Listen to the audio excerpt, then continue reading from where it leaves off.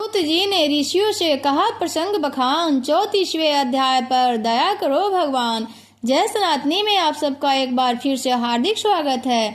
तो आइए इस अंक में आज हम जुड़ते हैं कार्तिक मास महात्म कथा अध्याय 34। अब श्रवण करते हैं कथा अध्याय 34।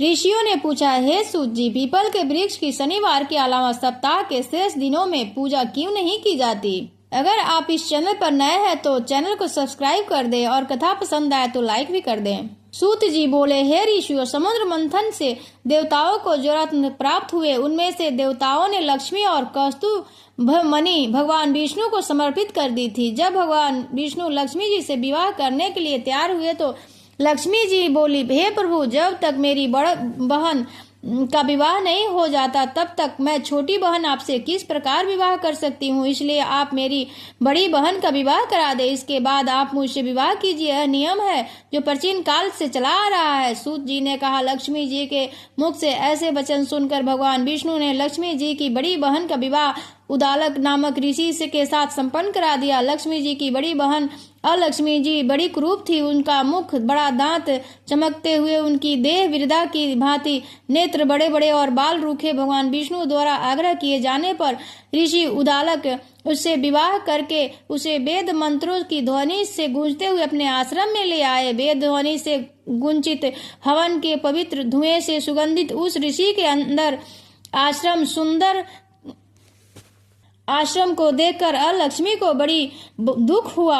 वह महर्षि उदालक से बोली, चूंकि इस आश्रम में वेद ध्वनि गूंज रही थी इसलिए यह स्थान मेरे रहने योग्य नहीं है, इसलिए आप मुझे यहाँ से अन्यत्र ले चलिए। उनकी बात सुनकर महर्षि उदालक बोले, तुम यहाँ क्यों नहीं रह सकती और तुम्हारे रहने योग्य अन्य कौन सा स्थान है, वह भी मुझे बताओ। अलक्ष्मी बोली, जिस स्थान पर वेद की ध्वनि होती है, अतिथियों का आदर सत्कार होता है, यज्ञ आदि होते हैं, ऐसे स्थान पर मैं नहीं रह सकती। जिस स्थान पर पति पत्नी आपस में प्रेम से रहते हो, पितरों के निमित्त यज्ञ होते हो, देवताओं की पूजा होती हो, उस स्थान पर मैं नहीं रह सकती।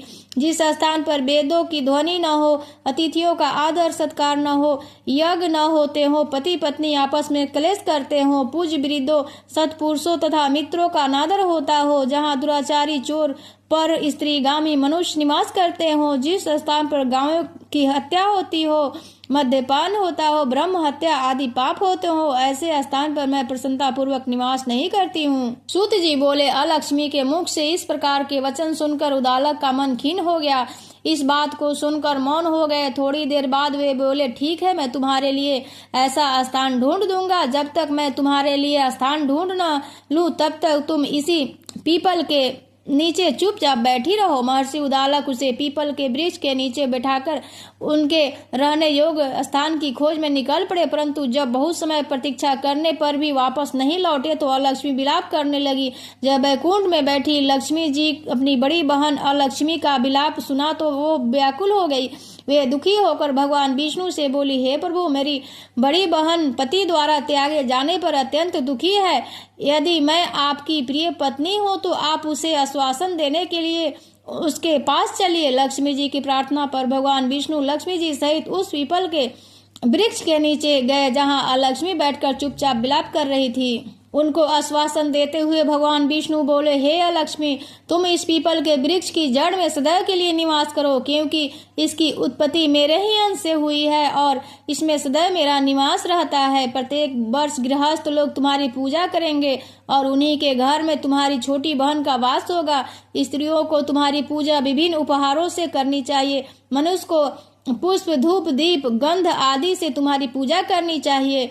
तुम्हारी छोटी बहन लक्ष्मी उन पर प्रसन्न होगी। सूत जी बोले, ऋषियों, मैंने आपको भगवान श्री कृष्ण, सत्यभामा तथा पृथु नारद का संवाद सुना दिया, जिसे सुनने से ही मनुष्य के समस्त पापों का नाश हो जाता है और अंत में वैकुंठ को प्राप्त करता है।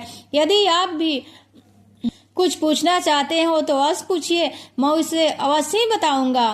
सूत जी के वचन सुनकर शौनक आदि ऋषि थोड़ी देर बाद प्रसन्नचित वहीं बैठे रहे। तत्पश्चात वे लोग बद्री नारायण जी के दर्शन हेतु चल दिए। जो मनुष्य इस कथा को सुनता है या सुनाता है उसे संसार के में समस्त सुख प्राप्त होते हैं। सब बोलो विष्णु भगवान की जय, लक्ष्मी मैया की जय। इस प्रकार से कार्तिक मास महात्म कथा अध्याय 34 संपूर्ण हुआ। कथा पसंद आए तो कमेंट करके अपना सुझाव भी अवश्य दें। जय श्री हरि विष्णु। इसी के साथ हम अपने वाणी को विराम देते हैं।